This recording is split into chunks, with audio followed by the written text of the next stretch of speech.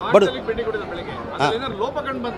ಇಲ್ಲ ಅಲ್ಲಿ ಏನೋ ಸ್ವಲ್ಪ ಫುಡ್ ನೀರಿದು ಸ್ವಲ್ಪ ವ್ಯವಸ್ಥೆ ಮಾಡಬೇಕಂತ ಕೇಳ್ಕೊಂಡಿದ್ದಾರೆ.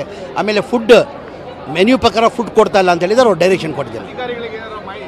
ಸೂಚನೆ ಕೊಟ್ಟು ವಾರ್ನು ಮಾಡಿದ್ದೀನಿ.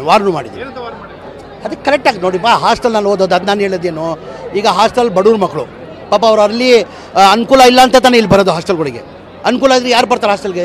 ನಮ್ಮ ಸ್ವಂತ ಮಕ್ಕಳಿಗೆ ಹೆಂಗೆ ನೋಡ್ಕೊಂತೀವಿ ಆ ಥರ ನೋಡ್ಕೊಳ್ಬೇಕಂತ ಸೂಚನೆ ಕೊಡ್ತೀವಿ. ಈಗ ಆಶ್ರಯ ಮನೆಗೆ 50,000 ರೂಪಾಯಿ ವಸೂಲಿ ಮಾಡ್ತಿದ್ದಾರೆ ಮನೆಗೆ ಅಂತೇಳಿ ಐನೂರು ಮಂಜುನಾಥ್ ಅವರು ಆರೋಪ ಮಾಡಿದ್ದಾರೆ. ಕೇಳಿ, ಯಾರು ₹1 ಯಾರು ಒಂದು ನಿಮಿಷ ಯಾರು ₹1 ಯಾರು ಕಟ್ಟಂಗಿಲ್ಲ.